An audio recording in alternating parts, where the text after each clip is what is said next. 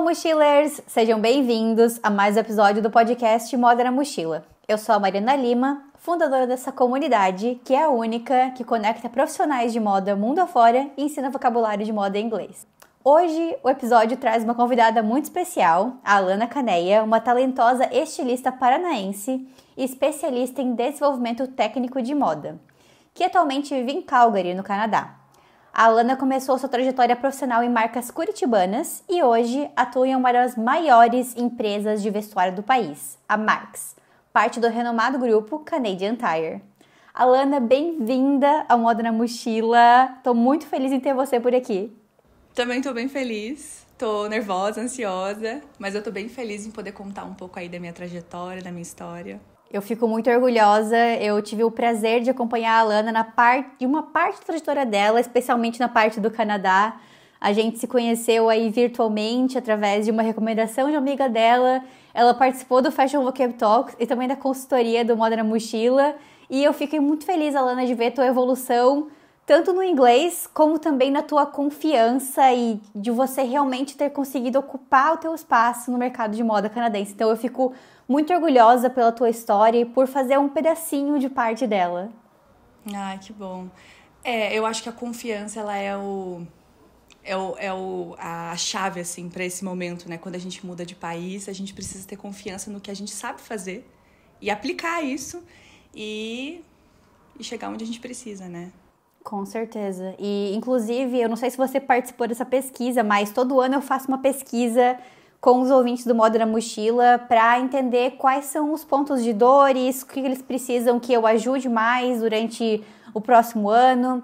E a última pesquisa que eu fiz, eu perguntei qual que era a dificuldade maior em relação ao inglês e 40% das pessoas falaram que era o vocabulário de moda e 30% das pessoas falaram que era a falta de confiança ao falar. Então, como tu falou, confiança, sim, é uma das peças-chave e que é um dos objetivos do Moda na Mochila de cada vez mais fazer com que mulheres, especialmente, se sintam confiantes, porque eu já falei algumas vezes aqui no podcast que a maioria das mulheres que eu entrevisto falam que precisaram trabalhar nessa confiança e a maioria dos homens que eu entrevisto falam que não, eles tinham muita confiança que ia dar certo, que eles iam ocupar o espaço deles naquele país.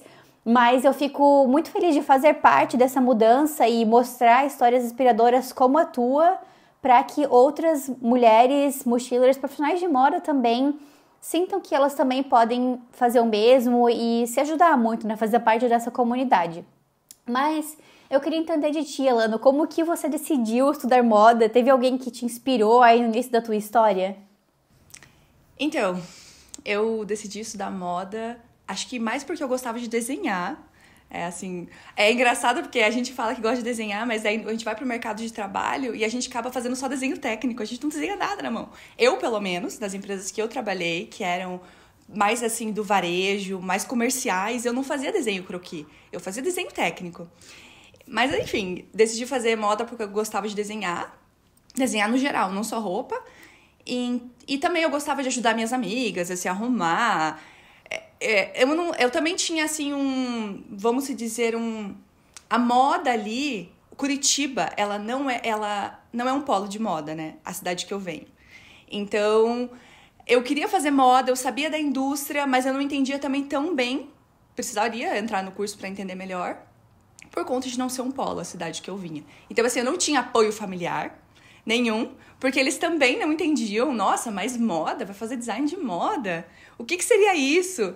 E assim, gente, a indústria precisa de uma pessoa para desenvolver as roupas também, né? Quem que desenvolve essas roupas?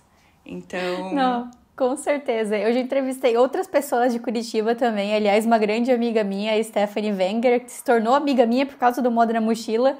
Ela também é curitibana e ela falou que ela teve que fazer 2 faculdades. Uma era o backup, porque a mãe dela falou que moda não ia ter futuro e etc.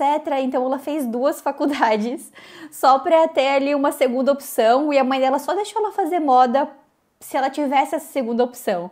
Eu até vou deixar na descrição aí se alguém quiser ouvir esse episódio com a Stephanie, ela contando como que foi esse período aí, né? Mas me fala um pouco mais sobre o mercado de moda da tua região, porque eu fico bem admirada que existem muitas empresas lá de moda que às vezes algumas são até menores, de muitos empreendedores também. Já entrevistei até a Mari da marca Fashion Co. Então eu vejo que por não ter muitas empresas grandes, como tinha na empresa que eu morava, tipo a Malvi, a Lunelli, ali da região de Jaraguá do Sul, tem muitos designers independentes, empresas menores. Como que é um pouco mais Conta um pouquinho pra gente um pouco mais sobre o mercado de moda aí em Curitiba. Assim, como você falou, o mercado autoral em Curitiba, ele é forte pelo fato de não ter tanta oportunidade, porque não tem realmente muita empresa, né, pra se trabalhar. Então, assim, eu até tava pensando, assim, quando eu tava organizando a minha fala aqui hoje, eu furei a bolha também em Curitiba. Então, assim como eu furei a bolha aqui no Canadá, eu tive que furar a bolha em Curitiba. Porque durante o curso todo tem essa preocupação. Mas assim, quais são as marcas que tem em Curitiba? E tem poucas marcas. Eu tive a oportunidade de conseguir furar a bolha. E a partir do momento que eu furei a bolha na primeira empresa que eu trabalhei, que era uma empresa que já tinha lojas em shopping, lojas em outras cidades perto. Então era considerada uma empresa grande ali no momento. Eu consegui depois tudo que... As outras empresas, eu trabalhei em 4 empresas ali em Curitiba. As outras empresas que eu trabalhei, foi muito mais fácil de até conseguir mudar de empresa pelo fato de eu já ter furado a bolha em uma das empresas. Então, eu já tinha reconhecimento, as pessoas conheciam aquela empresa. Então, tudo bem, ela tem experiência porque ela trabalhou naquela empresa. Então, daí assim foi. Essa furada de bolha primeira e depois eu consegui indo para as outras também.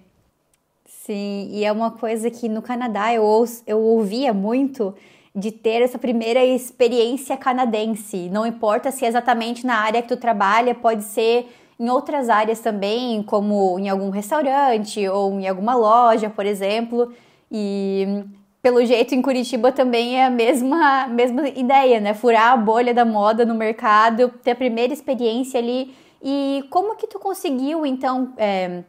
Essa primeira experiência, ela já foi durante a universidade ou foi depois que tu finalizou o curso? Foi pelo que eu me lembro ali, foi no último ano da faculdade. Uma professora postou que estava tendo uma vaga e várias alunos e alunas foram, né, tentar fazer tentar passar nessa vaga, aplicaram para essa vaga. E eu lembro que foi mais por conta dessa professora que passou esse contato. Aí ali durante a entrevista, até quem estava me entrevistando perguntou, falou, a professora tal, comentou isso. Então, assim, foi por conta da indicação dessa professora que tinha os alunos e alunas ali. Então, foi isso. Não foi na internet, não foi no LinkedIn, foi por conta da professora mesmo. E assim, ainda bem que isso aconteceu, né? Porque assim, eu não tinha experiência ali no desenvolvimento de produto. E por conta da professora ter indicado, a gente... Com certeza. Eu também já tive uma oportunidade, assim, de uma indicação de uma professora. Isso aconteceu já no 2º ano de faculdade. E foi, assim... Ter conhecido essa professora mudou completamente a minha vida. Eu falo que talvez eu nem estaria aqui hoje, porque... Quem sabe eu não teria me mudado para Jaraguá do Sul, porque eu morava em Joinville antes... E eu comecei a ser estilista já no 2º ano de faculdade. Para mim, isso era impossível. Eu achava que para eu ser estilista, eu teria que finalizar o curso inteiro, trabalhar uns 5 anos como assistente, depois conseguir ser estilista. Mas como eu mostrei na faculdade que eu tinha capacidade, ela se sentiu super confortável em me indicar para essa vaga. E aí eu, muito ingênua naquela época, pensei... Bom, se ela acha que eu tenho capacidade de ser estilista nessa empresa, então eu devo ter mesmo, né? Eu acho que hoje em dia eu já não tenho mais essa ingenuidade que eu tinha lá no início da minha carreira, que era importante, sabe? Ter assim, me deixava com menos medo ter essa ingenuidade. Eu até falo que às vezes a ignorância pode ser uma benção, né? Total. Mas Mari, eu vou até te falar que eu trabalhei no shopping 2 anos como vendedora. Nos meus primeiros anos da faculdade. Porque é isso, Curitiba não teria... Como não tá... Assim, não tinha surgido a oportunidade. Aí, a partir do momento que a primeira oportunidade que surgiu, eu falei, não, eu vou pro que eu quero, né? Assim, porque o meu direcionamento era pro desenvolvimento de produto. Então, assim, a primeira oportunidade que surgiu, eu consegui já mudar. sabe? Nossa, Mas total. é isso, você tem que ir fazendo, que nem você comentou, fazendo outras coisas enquanto isso, porque já foi furar a bolha em Curitiba, né? Tá em Então, aí a constante partir do momento que eu movimento, né? furei, é. Muito bom. E enquanto você estava estudando moda lá em Curitiba, ou até mesmo trabalhando como designer, como estilista, você já tinha planos de morar fora, de morar em outros países? Você fazia viagens internacionais pela empresa? Como que era a tua relação, assim, com o mercado internacional de moda e o mercado internacional, a vida internacional, digamos assim, no geral? Então, a última empresa que eu trabalhei, a gente tinha contato com um fornecedor externo, né? Então, a gente tinha uma parte da coleção que ela era desenvolvida externamente era desenvolvida na China, para ser mais específica. Então, assim, quando eu comecei a ver esse desenvolvimento fora, eu gostei também. Eu gosto muito do mercado brasileiro, então 50%, acho que, na verdade, não sei se era bem 50% da coleção, mas era uma parte da coleção, ela era feita nacional, desenvolvimento nacional, e uma parte era externa. Então, assim, eu sempre tive essa vontade de melhorar meu inglês. Então, eu trabalhava ali com o pessoal de fora, mas era tudo e-mail, anotações em inglês, mas eu não tinha contato assim, cara a cara com as pessoas, era mais anotações e e-mail, né? Então, a última empresa que eu trabalhei que trouxe mais ainda essa vontade de morar fora, ter experiência com o mercado estrangeiro, desenvolver produto fora. Então, foi a última Tu empresa mesmo. falou isso sobre ter essa habilidade, essa experiência de escrever em e-mails, né? Pelo menos escrever e-mails em inglês, eu acho que isso já é muito, muito, muito válido, porque eu já contratei pessoas, na última empresa que eu trabalhava, fez parte do processo seletivo, e eu deixei escapar algumas perguntas que na minha cabeça eram óbvias. Sim. Sobre se a pessoa tinha essa habilidade de usar o básico do Excel, se a pessoa sabia o básico do básico de mandar e-mail, de usar o Microsoft Teams, essas coisas básicas assim do dia a dia, como escrever um e-mail, como pedir alguma coisa para alguém. E eu achei que isso fosse uma coisa do senso comum, porque eu trabalho Sim. já na indústria há muitos anos, né? E aí, quando eu fui pro Canadá e eu precisei contratar alguém para ser minha assistente, eu deixei escapar isso, não fiz as perguntas para a pessoa na hora e acabou que a gente teve que não só ensinar a pessoa a parte técnica de moda, mas também ensinar a pessoa a trabalhar, digamos assim. Então, eu acho que ter esse conhecimento de saber mandar um e-mail muito bem, de saber como que é a ética do e-mail, não a ética, mas, sabe, essas coisas do dia a dia já é um passo muito grande, já tá à frente de pessoas que nem sabem fazer isso. Então, é por isso que eu falo muito que a tua experiência brasileira conta muito. Então, eu não diria que você vai começar do zero. Talvez você tenha ali um hiato, um período sem tá trabalhando, mas essa experiência brasileira já vai contar muito. E aí depois é só traduzir esse modo de trabalhar, digamos assim, né? Totalmente, assim, até na minha entrevista aqui no Canadá, eu tive entrevista técnica também. E depois da entrevista técnica, até posso contar depois um pouquinho, ela abriu o computador na minha frente, um computador assim, e falou, cria uma planilha aqui no Excel e... Sabe assim, ela me deu uns comandos assim, deu... Por que ela tá pedindo pra eu fazer isso? Sabe assim, porque ela já sabia da experiência que eu tinha, depois de eu ter feito a entrevista técnica, 2 horas de entrevista técnica, ela pediu pra eu abrir, ela falou, cria como se fosse mandar um e-mail, deu... Vou criar como se fosse... Pra mim foi meio estranho. Foi engraçado. E agora você contando isso faz sentido, né? Nossa, eu fiquei muito curiosa sobre essa entrevista técnica aí. Mas vamos deixar um pouquinho mais pra metade do episódio, que eu nunca tinha visto entrevista assim. Mas quem sabe nas próximas vezes que eu for entrevistar alguém, eu preciso fazer algo assim pra ter certeza de que a pessoa realmente consegue se virar ali naquele ambiente de trabalho, né? Muito bom. E voltando então para tua vida de mochiler, como que surgiu a oportunidade então de se mudar finalmente para o Canadá? Por que Canadá, primeiro de tudo? É engraçado que, a primeiro momento, quando eu tava... eu não lembro exatamente, mas assim, acho que meu marido comentou do Canadá porque eu queria inglês, né? Eu queria um país que fosse inglês. E a primeira coisa que eu pensei no Canadá, eu falei, não, mas o Canadá não tem nada de moda. Não sei por quê, veio isso na minha cabeça. A primeiro momento, porque eu não sabia, né? Porque eu realmente não era um país que eu explorava, que eu via. A gente vê outros países, né? Inclusive, muitas marcas canadenses são confundidas como marcas americanas. Por exemplo, a Lululemon. Muita gente acha que é americana, mas é canadense. A Aritzia também é canadense. A Canada Goose, que eu trabalhava, não tem como confundir, né? Porque tem Canadá no nome, então facilita.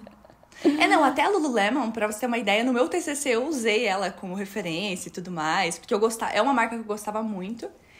Enfim, aí a gente tinha a oportunidade de Suécia ou Canadá. Só que eu fiquei...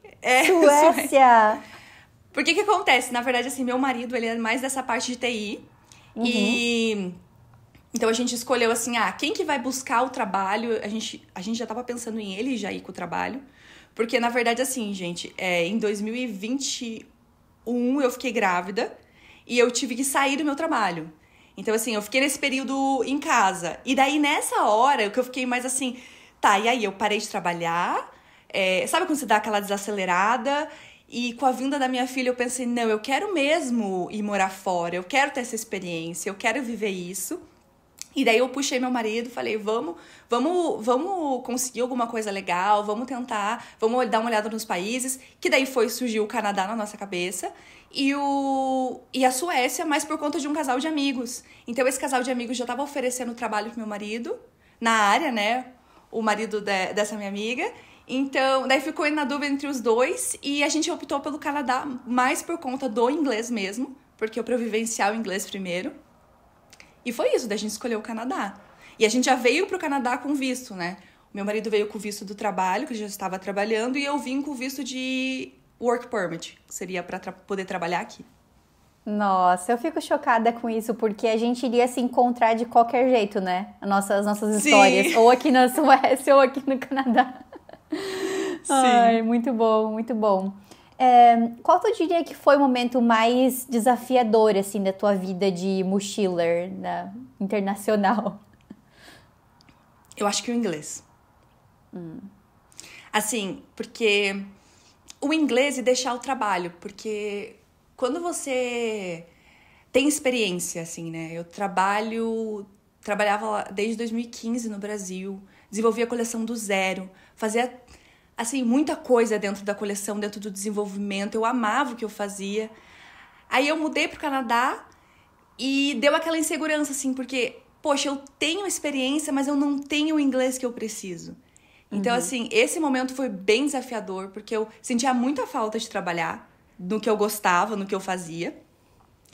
Então, eu acho que com certeza foi o inglês. E até o que eu acabei fazendo, assim, eu cheguei aqui no Canadá, eu busquei o máximo de lugares para eu poder fazer inglês. Eu fiz inglês em centro de idosos, eu fiz inglês na igreja, eu fiz inglês na biblioteca, eu fiz inglês em vários lugares. Aí eu conheci você, né, do Moda na Mochila. Aí eu conheci o Fashion Vocab. E quando eu cheguei na aula do Fashion... Eu já tinha feito inglês, assim, alguns meses aqui no Canadá. Quando eu cheguei na aula, eu pensei, gente, eu não sei nada de vocabulário técnico de moda. Foi assim, a primeira aula foi meio assim, um balde de água fria, assim, em mim. Eu preciso. O que eu tô fazendo? Eu tô só vendo vocabulário de dia a dia com as pessoas, mas e aí? A parte técnica, a parte que importa pro trabalho.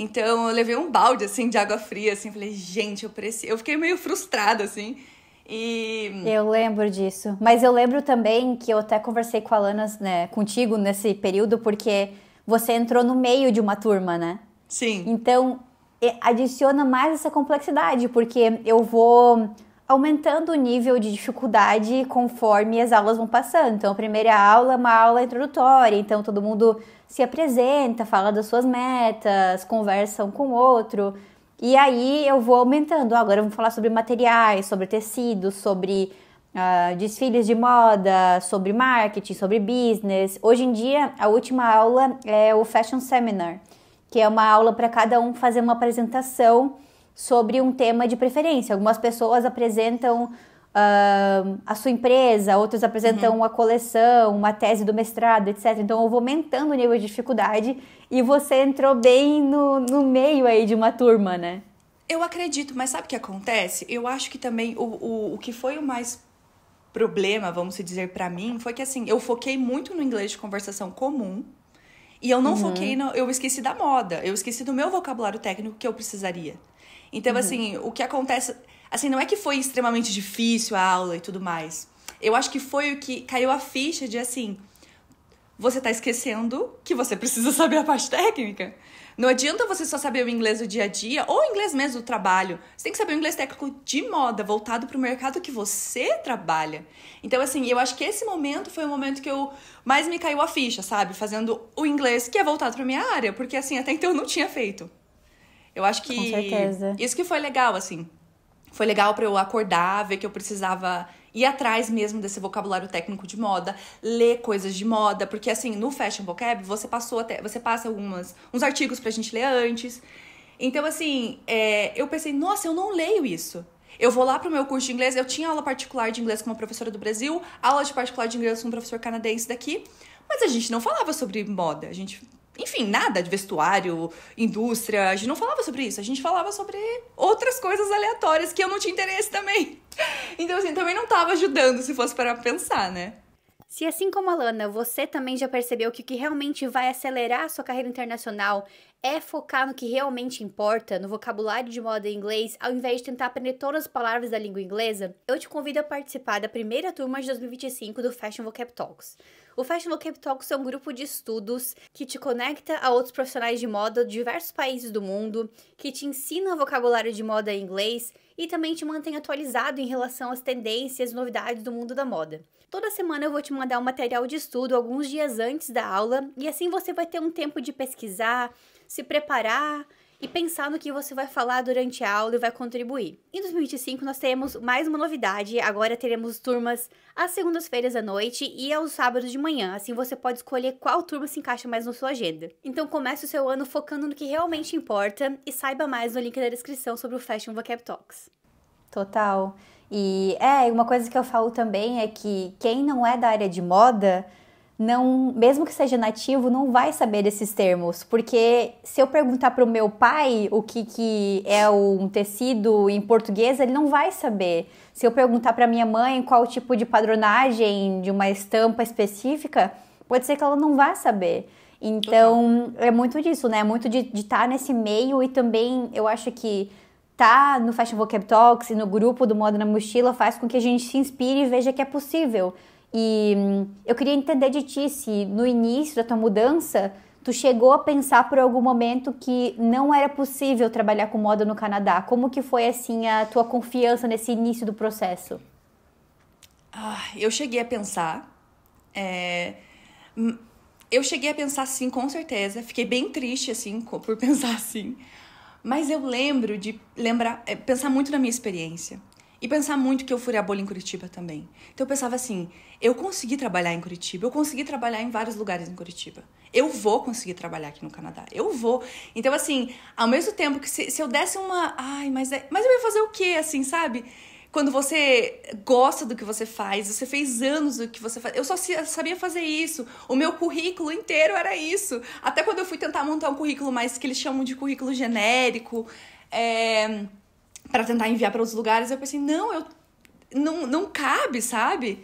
Então, desistir da moda não é uma opção. Não era uma opção para mim. Não tem então, plano assim, B. Não tinha, não. Eu até não tinha, assim, foi bem difícil, assim, na verdade, pensar nisso, assim, nossa, como eu gostava de fazer. Acho que a gente não se dá tanto conta quando a gente, antes de se mudar. Quando eu tava ali na minha cidade, trabalhando todo dia e tudo mais, eu gostava, mas já era meu, já me pertencia. A partir do momento que eu deixei isso, me mudei, e eu teria que reescrever uma história, nossa, foi bem dolorido.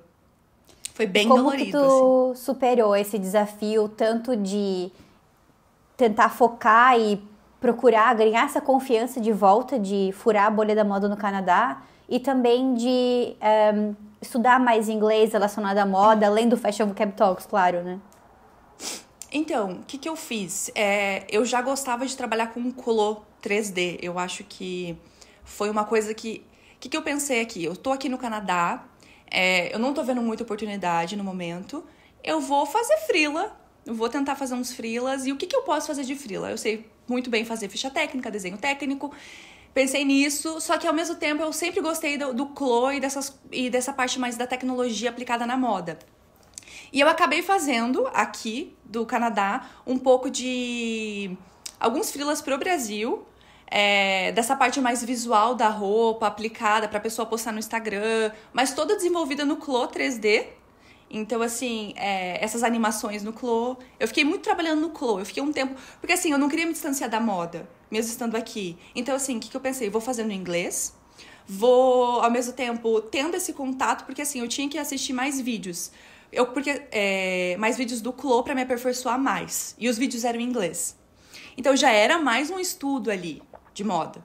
Muito então, bom. Assim, eu resgatei o Clo, porque assim, eu trabalhei no Clo, assim, aprendi mais o software durante a pandemia. Eu já conhecia antes da pandemia. Durante a pandemia eu trabalhei mais nele. Aí eu deixei um pouco de lado, quando eu tava trabalhando num lugar que não me dava tempo pra isso. E aqui no Canadá eu falei, vou resgatar o Clo, vou acessar o Clo 3D, vou me aperfeiçoar nele. E assistir os vídeos me fez até estudar mais inglês também. E como que foi esse processo da procura de emprego? Porque eu sei que você conseguiu umas entrevistas meses antes de começar a trabalhar com moda e depois teve uma segunda entrevista, né? Como eu já sei aí uns pedaços da tua história. Conta pra gente como é que foi esse processo de criar o teu currículo, aperfeiçoar o teu portfólio, traduzir tudo pro inglês. O que te ajudou nesse processo? Olha, foi difícil. Brincadeira. Porque assim, eu cheguei em dezembro, tava muito frio quando eu cheguei. Eu nem cogitava em buscar emprego no primeiro mês que eu cheguei. Passou acho que uns 2 meses ali de... Assim, gente, é porque eu tinha acabado de chegar no frio, né? Hoje eu nem ligo pro frio, o frio não faz diferença nenhuma pra mim. Mas eu cheguei numa temperatura de menos 40, 2 semanas que eu tava aqui. Sim. Então, assim, eu não cogitei em buscar emprego. Então, assim, daí eu fui buscando... Quando eu comecei a procurar, eu procurei no LinkedIn. E eu fiz uma entrevista pra essa mesma empresa que eu tô hoje. Só que eu não passei. O meu inglês não tava bom ainda. E... Quando eu fiz a entrevista, aí também que eu senti, nossa, eu preciso melhorar meu inglês, preciso ir atrás disso, que depois eu acabei indo atrás do meu inglês. Só que nessa entrevista, no post da vaga, tava muito assim, eles davam destaque pro Clo, que foi uma coisa também que, se for juntar ali, né, eu fiquei trabalhando no Clo, porque eu sabia que o Canadá, ele tem essa interação com o Clo, ele usa bastante o Clo. Mas, enfim, eu contatei você, Mari, contatei a Mari, gente, para fazer essa mentoria que seria mentoria de currículo, de portfólio, Mari? Eu chamo de consultoria de carreira internacional na moda. Sim. E a gente conversou, né, Mari? Eu até comentei pra você que eu tinha feito uma entrevista. Uhum. Que eu não tinha passado nessa entrevista. E, gente... E o que eu te falei nessa hora, tu lembra? Não lembro, o que você falou? Eu sempre falo que conseguir uma entrevista é um passo enorme, especialmente em países como o Canadá, que tem centenas de aplicantes por vagas, é muita competição e muitas vezes a gente não sabe disso, mas as pessoas que aplicaram para essa vaga são totalmente desqualificadas e só usam uma estratégia de quantidade acima de qualidade, que é totalmente o oposto do que eu defendo. Eu defendo você aplicar para menos empresas, mas aplicar para as empresas que você realmente tem interesse, customizar o seu currículo, o seu portfólio, entrar em contato com as pessoas e criar conexões genuínas e não só aplicar para 100, 200 empresas. Então, isso acaba com que o mercado pareça mais competitivo do que ele realmente é, eu digo assim, né? Mas, no fim das contas, as empresas têm que ter um trabalho muito maior de filtrar as pessoas. Então, quando a Alana me falou que ela conseguiu uma entrevista, eu falei, Alana, você já deu um passo enorme de conseguir e você já teve uma aprovação do mercado de moda canadense de que você é apta a trabalhar, de que a tua experiência é valiosa.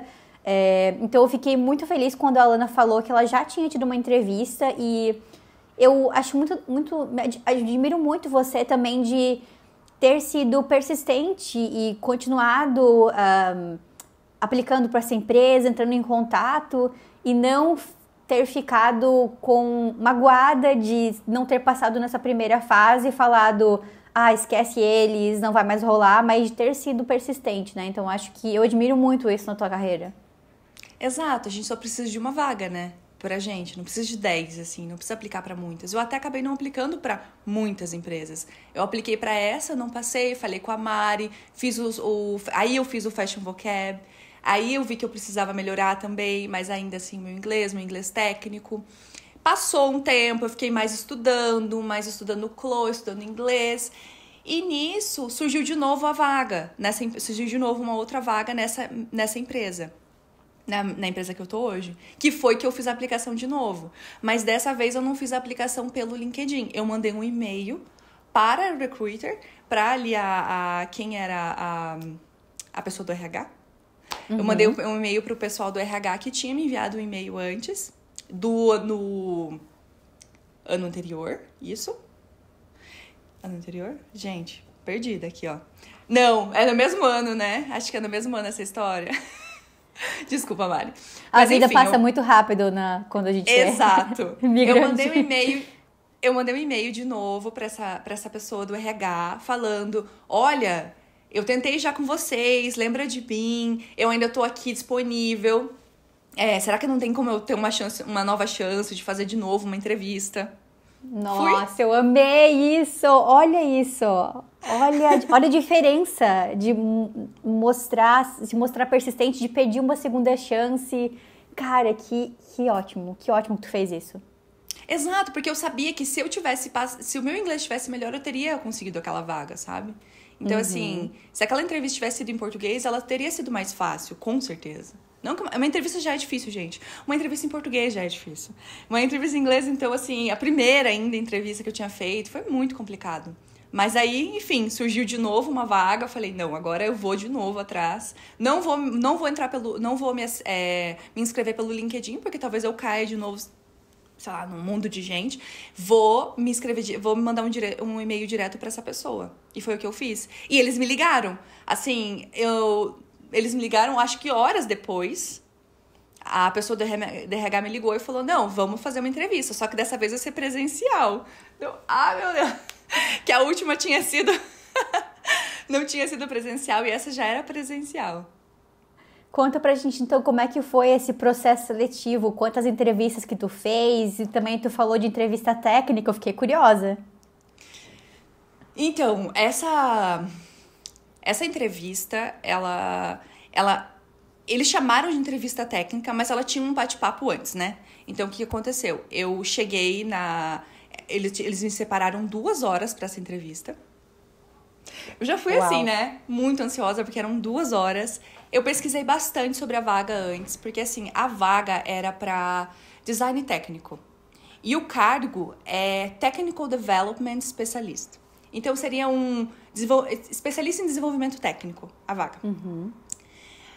E eu fui buscar mais sobre isso, porque assim, no Brasil, eu trabalhava mais com o desenvolvimento de coleção, vamos dizer no geral, desde o desenho técnico, escolha de tecido, quantidade de aviamento, tudo que envolvia o desenvolvimento do produto, até às vezes participar das campanhas de foto. E ali não, essa vaga era uma coisa mais técnica, uma coisa mais específica. Então, assim, eu já dei uma pesquisada antes e ela me falou que essa entrevista técnica seria no dia do fitting, que seria no dia da prova. No dia de prova de roupa, de amostra, né? No caso, são samples. Não era Não, era um fitting real mesmo, não era uma... Fitting real. Era um fitting real. Como então, você fala? Assim... Não era uma simulação. Não era uma simulação. Uau. Então, assim, eu cheguei na sala da minha manager, que é a minha manager hoje. Ela fez um bate-papo bem rápido, até com o que eu e a Mari, a gente já tinha passado, né? Você fez uma entrevista em inglês comigo. A gente fez um bate-papo ali. Ela fez esse mesmo bate-papo. Então, eu já tinha pronto as palavras ali. Foi bem rápido até esse bate-papo. Vamos dizer assim, uns 15 minutos, 20. E ela falou, então, a gente vai ter um fitting agora. Vamos lá. E eu fui, gente, meu Deus! Eu fui, assim, as empresas que eu trabalhava, geralmente no fitting, tava eu, designer, a modelista E no máximo, assim, mais alguém, assim, ali da equipe de criação. Não tinha muita gente. E nessa entrevista, nesse fitting, tinha muita gente. Tinha o buyer, tinha o product manager, tinha o coordenador de produto, tinha o designer, tinha o outro fit tech, que seria a pessoa que é o que eu faço também, né? Ali a pessoa do desenvolvimento técnico. Então, assim, gente, tinha muita gente nesse fitting. E ela me fez ali falar um pouco, assim, do que eu achava da roupa, assim. O modelo vestiu a roupa, sim. E daí ela falou, então, tá meio caído aqui esse ombro. Tudo em inglês, gente. O que você acha, Lana? O que a gente poderia fazer pra melhorar? Quanto você acha que a gente tem que tirar? Em inches. Eu sempre trabalhei em centímetros. E eu não tinha pra melhorar a situação, né? E assim, eu dei uma enrolada ali, consegui falar e... Enfim, a gente voltou pra sala dela depois do fitting.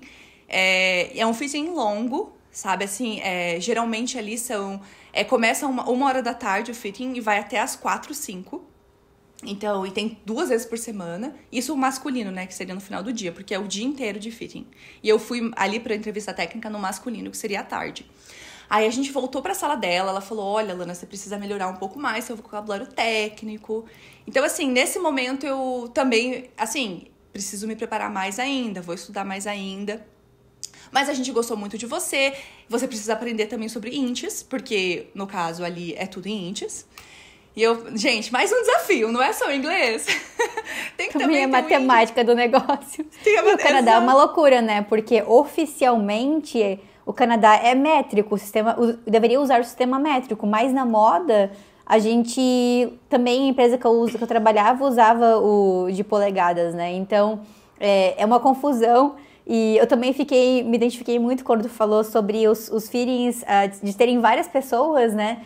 E na Canada Goose também era assim. Eu não participava dos fittings porque eu trabalhava lá só com aviamentos, mas eu passava pela sala onde tinha as provas e aí eu falava, gente, 15 pessoas para fazer uma prova, que interessante e que bom. Eu acharia bom isso, porque quando eu trabalhava como designer no Brasil, a responsabilidade era só minha e da modelista, de a gente mexer alguma coisa ali. E na minha visão, quando tem mais pessoas, a responsabilidade se divide, né? Mas não sei como é que é aí na empresa que tu trabalha, mas eu achava bom, apesar de eu não participar. Sim, mas é exatamente isso, é uma responsabilidade mais dividida. Eu não sei se as empresas do Brasil que eu trabalhei eram menores, elas não tinham isso.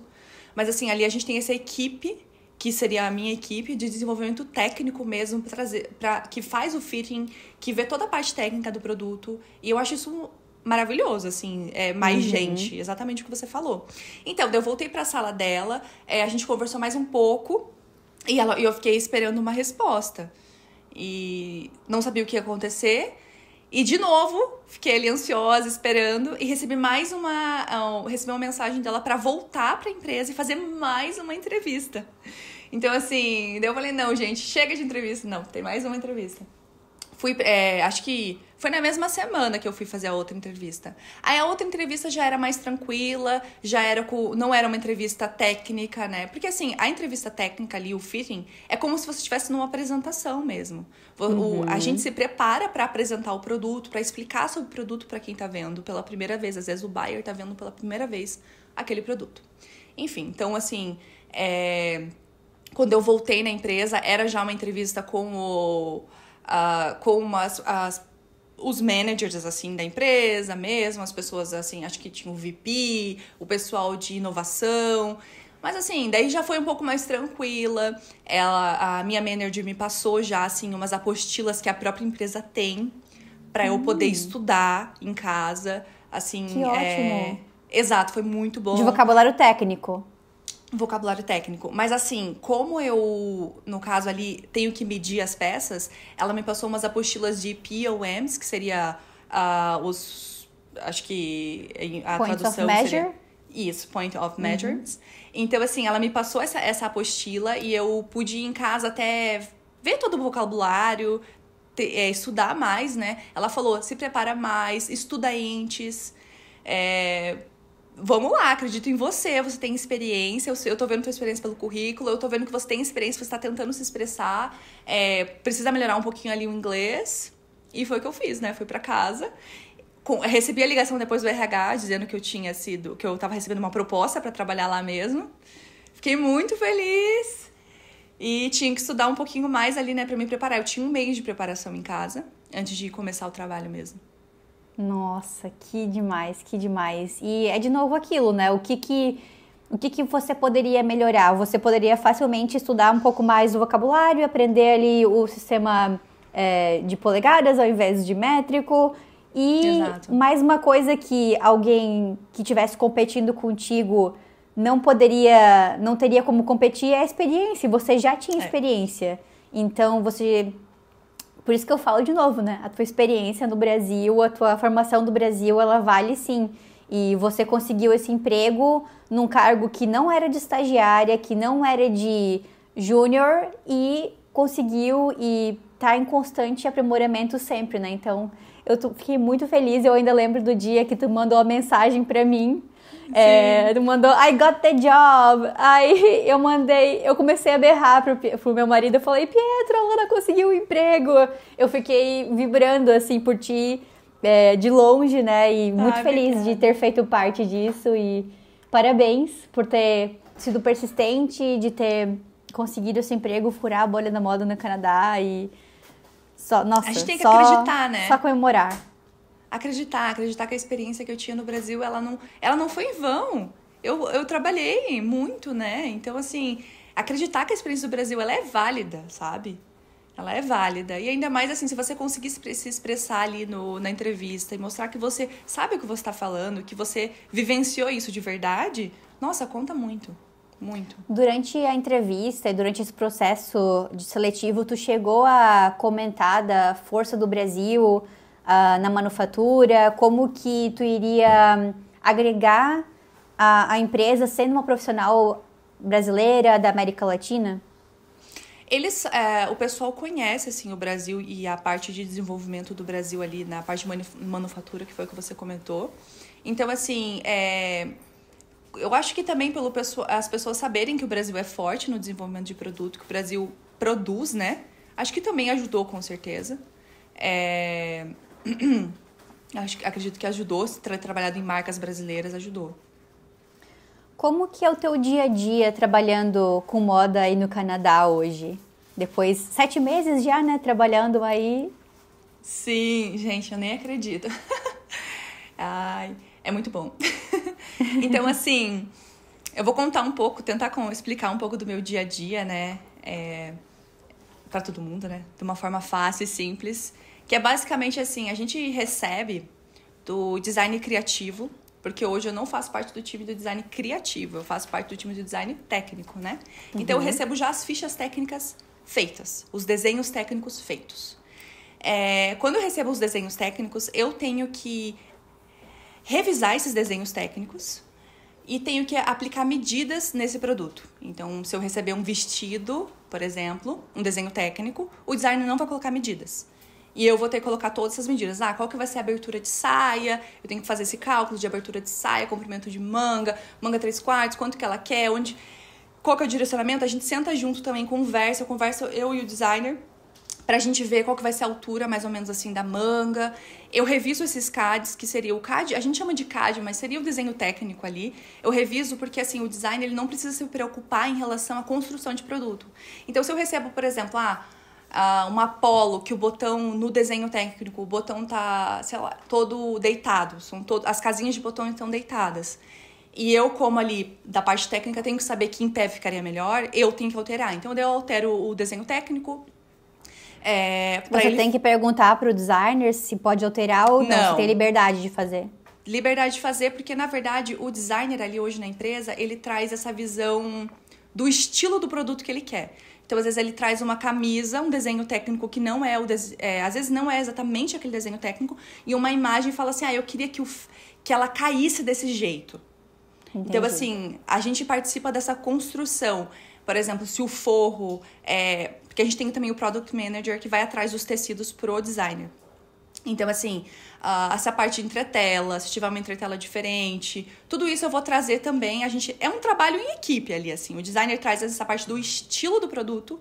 Eu vou falar, olha, esse tecido aqui é melhor se você colocar uma entretela mais grossa, mais fina, que a gola vai ficar melhor.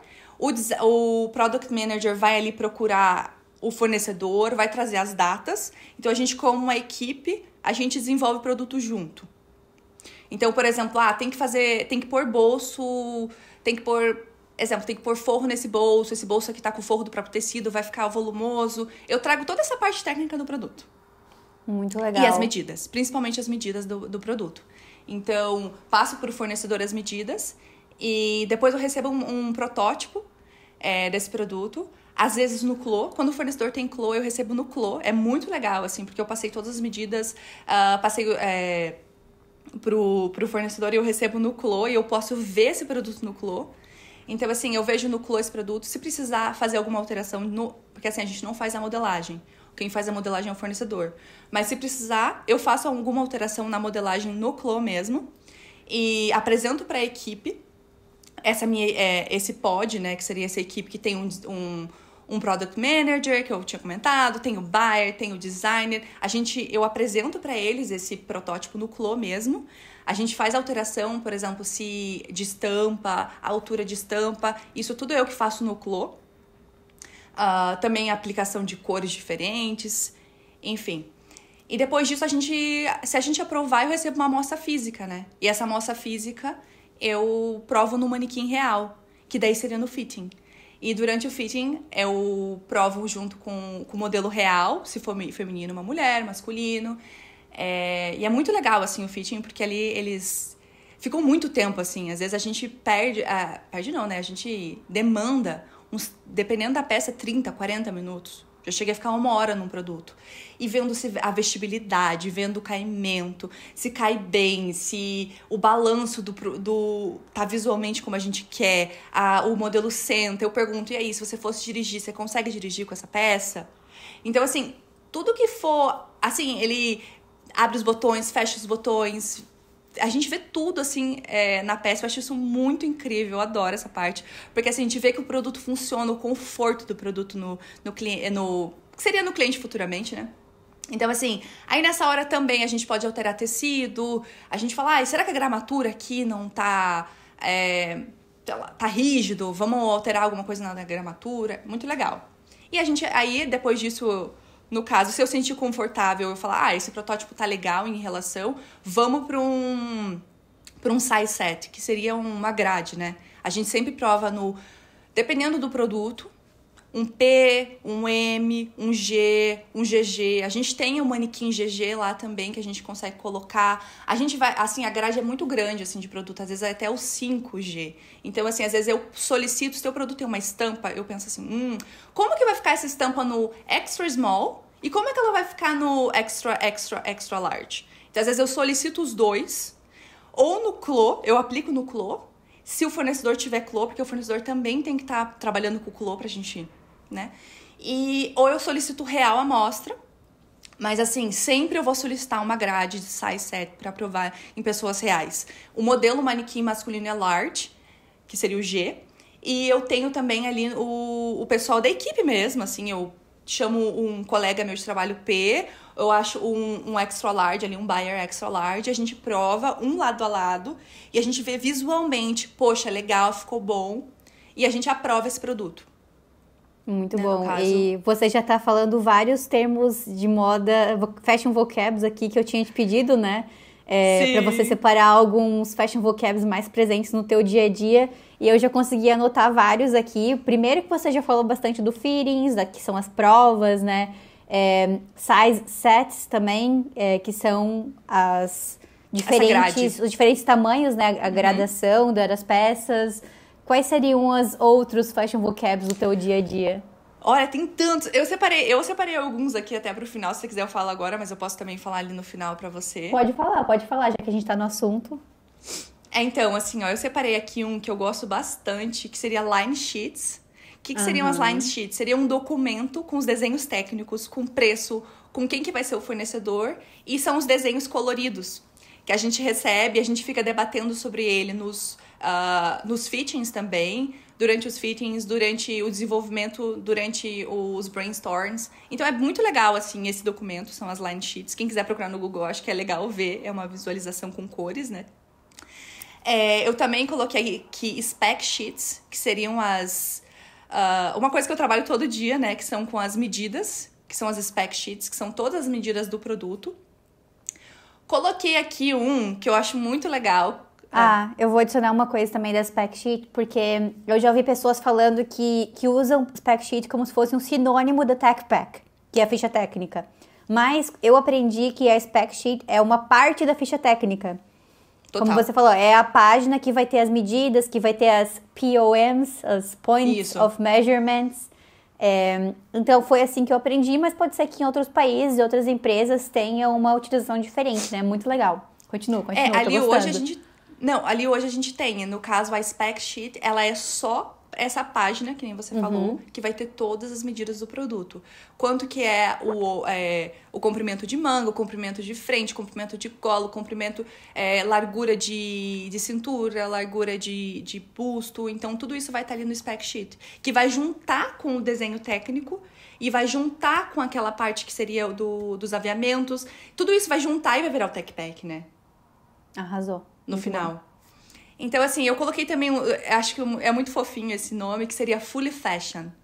Fully Fashion é um acabamento de tricô. Assim, uma das minhas categorias é tricô masculino.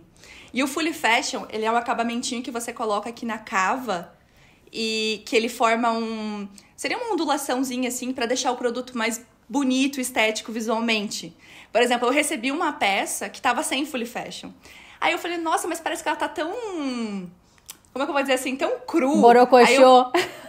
Daí eu pedi pro fornecedor aplicar o Fully Fashion ali no produto e ele ficou mais bonito mesmo, visualmente, mais acabado.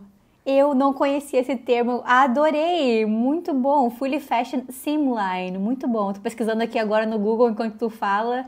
Eu nem sei como se fala isso em português, porque eu nunca fiz tricô no Brasil. Eu também não. É novidade pra mim o tricô aqui. É novidade o tricô pra mim em inglês. Então, assim, tudo que eu tô vendo de tricô é em inglês. Também, eu adorei. Assim, exato, é muito legal, né? E um outro que eu coloquei aqui seria o button shank. Que seria pezinho de botão. Muito bom. Sim, esse eu já estou mais acostumada porque eu fui developer de aviamentos, então era comum esse tipo de botão, que tem o botão de pezinho ali, né? Muito bom, adorei. Sim, e a gente pode fazer o button shank com com a linha, né, também, né? Pro tricô, por exemplo, a gente às vezes faz com a linha, eu peço para eles fazerem com a linha. Nossa, muito legal. Tem mais?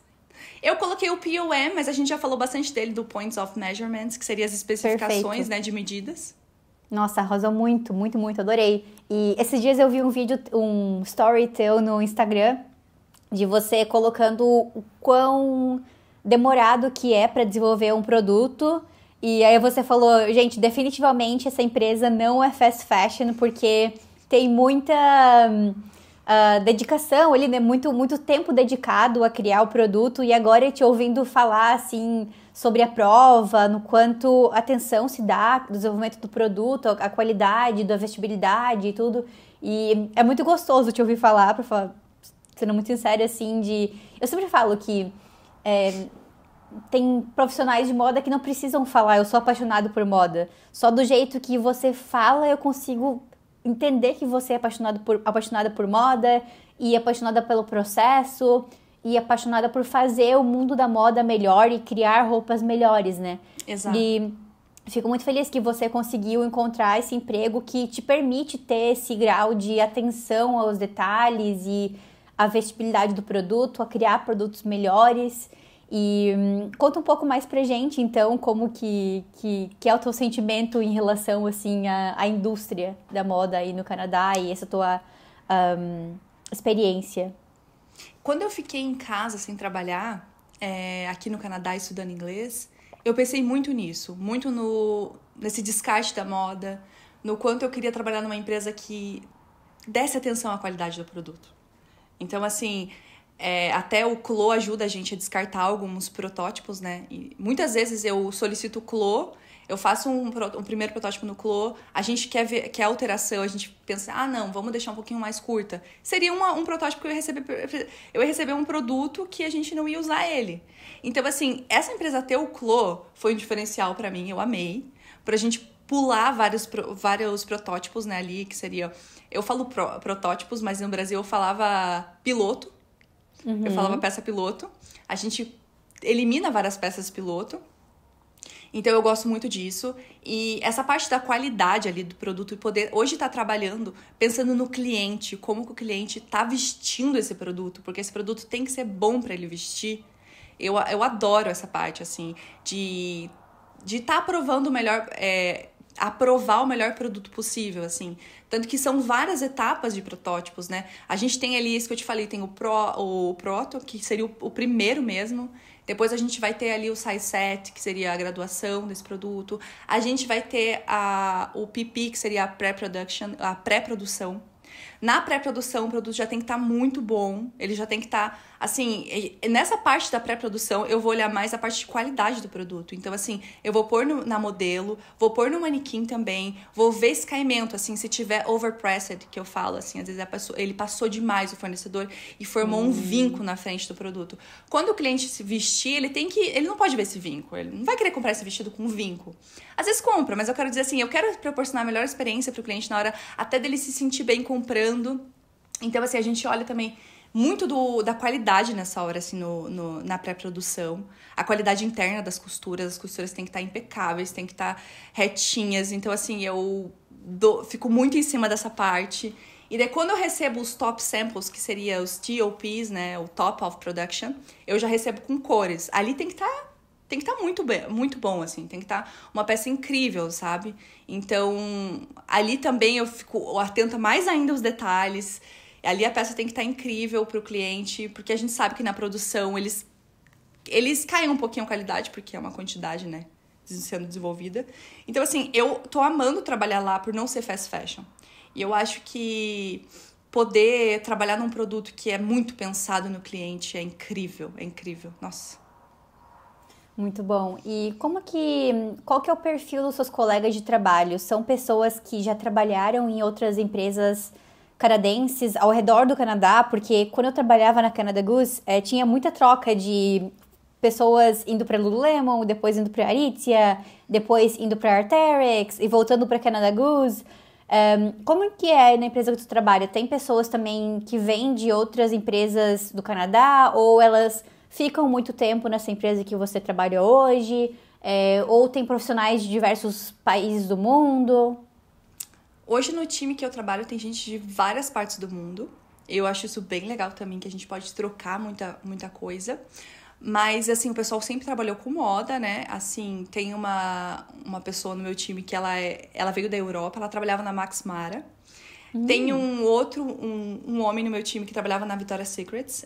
Antes, eu ia falar before. Antes de trabalhar na Mars. Então, assim, o pessoal trabalhava já em empresas grandes também. Não canadenses ali na minha equipe. São empresas de fora mesmo. E, assim, eu tenho ali no meu time, tem gente que se formou ali como modelista. Tem gente que é engenheira têxtil. Tem design de moda como eu. Tem mais uma que é design de moda como eu. Tem 2 engenheiros têxteis e tem uma modelista. Então, assim, é um time bem diversificado, assim. É muito legal. Era uma das coisas que eu gostava muito de morar no Canadá e de eu ter escolhido a Suécia, porque também é um país que é receptivo a imigrantes, até pessoas de diversos países, mas se eu for comparar agora a cidade que eu tô morando, Borås, com Toronto, que é a cidade que eu morava antes, Toronto é disparado, assim, a quantidade de pessoas de multiculturalidade, né, de tão cosmopolita que é. Inclusive, eu sempre falo esse dado que 50% das pessoas que moram em Toronto não nasceram no Canadá. E isso é impressionante, assim, pra mim. Era uma das coisas que eu gostava muito de trocar ideia com pessoas, de almoçar com colegas de trabalho de diversos países, perguntar como é que é na tua cultura, no meu país é de tal forma. E aqui foi um dos pontos positivos, eu acho, para a minha aplicação do mestrado, que eu pude colocar na carta de aplicação de motivação, falando que Eu já tinha experiência com isso, eu gostava muito desse ambiente multicultural e é uma coisa que a coordenadora do meu curso valoriza muito. E quando ela foi escolher as pessoas que iam formar a turma do mestrado, ela queria pessoas com backgrounds diferentes para se complementarem, né? Então eu percebo que a discussão, os trabalhos ficam muito mais ricos quando tem pessoas de diversos países. É muito legal, assim, eu trabalho com uma pessoa que é uma moça que é do Irã. Então, assim, nunca imaginei trabalhar com uma pessoa do Irã. Trabalho com uma que é da Romênia, um que é do Sri Lanka. Então, assim, uma canadense. Isso no meu time que faz a mesma coisa que eu. Então, assim, é muito legal. E, assim, cada um vai trazer uma perspectiva diferente pro produto, né? Então, dependendo também do background da pessoa, da formação dela, até eles dividem, assim, né? No caso, por exemplo, a minha colega canadense, que ela é designer de moda, ela fica mais com os produtos que são mais fashions da coleção. Então, é muito legal isso, assim, que eles também sabem quem vai ter esse background mais pra isso ou pra aquilo, quem vai fazer mais o básico mesmo, mais técnico. É muito legal também. Muito bom. Teve algum dia em especial, assim, desses últimos meses trabalhando com moda que te sentiu muito orgulhosa do teu crescimento, da tua evolução? Teve, Mari. Porque assim, quando eu comecei a trabalhar, eu não tinha a minha categoria de produto, a minha. Eu participava muito, eu ajudava, eu entrei como ajudando os outros antes de ter a minha própria, né? Antes de fazer ali os 3 meses. Então eu ficava um pouquinho, eu ia pros fittings das outras pessoas, acompanhava, assistia, fazia as minhas anotações. E o primeiro dia que eu tive que fazer uma anotação, assim, eu levei meu computador durante o fitting. E assim, gente, é muita coisa que se altera no produto, né? Em português a gente acaba nem percebendo, a gente esquece. Então assim, vai diminuir tanto da saia, vai aumentar tanto, vai adicionar um bolso aqui, vai tirar um botão, vai diminuir a casinha. É um monte de coisa. E assim, eu fiz uma anotação extensa, assim. Eu fiz uma anotação muito grande. E depois que eu olhei aquela anotação, eu falei, gente, eu entendi tudo. Eu entendi o que estava acontecendo. Eu fui na sala da minha manager, mostrei minha anotação pra ela. Ela viu minha anotação. E eu chorei. Eu fiquei emocionada. Ela também se emocionou. Ela me abraçou. Ela falou, viu, Alana, você tá entendendo. Você tá começando a entender. E assim, eu tava 1 mês e meio, acho que, na empresa. E tava conseguindo entender todo o fitting. Porque, gente, é muita gente falando ao mesmo tempo. E assim, a gente tem que ir filtrando o que a gente vai fazer mesmo no produto. Porque existem os palpites, existem também o que funciona pro produto. E eu tinha que filtrar além disso, sabe? Então, assim, foi muito legal conseguir entender. Foi muito emocionante. Eu não esqueço esse dia que eu consegui entender, que eu consegui anotar tudo, assim, sobre o produto. E, assim, o coordenador de produto, ele envia as anotações dele também, sabe? Então, assim, eu bati as anotações, eu falei, nossa, tá, assim... Eu entendi tudo. Foi muito legal, muito legal. Nossa, que demais ouvir isso. Fico muito feliz por ti. E eu lembro também de um dia que eu fiquei muito feliz no trabalho. Eu vou compartilhar também aqui, já que a gente tá falando sobre essas vitórias, né? E eu tenho um diário que é aqueles diários bem pequenininhos de um parágrafo por dia. Uhum. É um diário de 5 anos. É pequenininho assim. E aí eu sempre gosto de ler o que eu estava fazendo no ano passado. No mesmo dia, antes de eu escrever, no dia atual, né? E aí, teve um dia que estava tendo uma apresentação lá no trabalho, que eu era responsável por apresentar todos os aviamentos desenvolvidos naquele ano para a equipe do design, para a equipe de buyer, e falar o que foi feito, o que foi melhorado, etc. Falar sobre as inovações também. E eu recebi depois que finalizou, o coordenador do design, ele chegou pra mim e falou, Mari, primeiro eu queria elogiar o teu outfit, que tu arrasou hoje, tá muito legal a roupa que tu escolheu. E segundo, eu queria elogiar a forma como tu apresentou, foi muito bom, foi muito claro, muito objetivo, e eu quero te parabenizar pela tua evolução.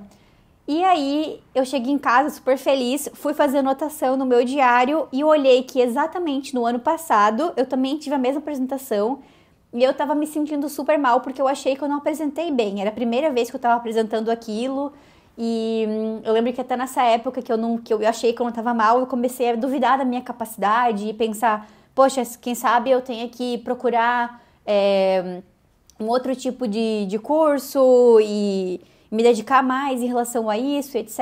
A apresentar melhor em inglês e ter recebido esse feedback dessa pessoa foi muito especial para mim. Então, depois que eu recebi esse feedback, eu comecei a também dar feedback para as pessoas da evolução delas. Então, acho que é sempre bom a gente retribuir, né, isso com os outros e passar para frente essa inspiração e motivar as pessoas ao nosso redor. Então, nossa, eu fiquei super feliz nesse dia e te ouvindo falar, assim, do como isso foi impactante para ti é muito especial. Fico muito feliz e tenho certeza que muita gente aqui que tá nessa fase de procurar um emprego fora do Brasil vai se sentir motivado e inspirado pela tua história. E eu queria saber de ti, o que tu falaria pra Alana se tu tivesse uma máquina do tempo e pudesse voltar lá no início, nesse primeiro mês de dezembro, no Canadá, no frio, o que tu falaria pra Alana? Confia que vai dar certo.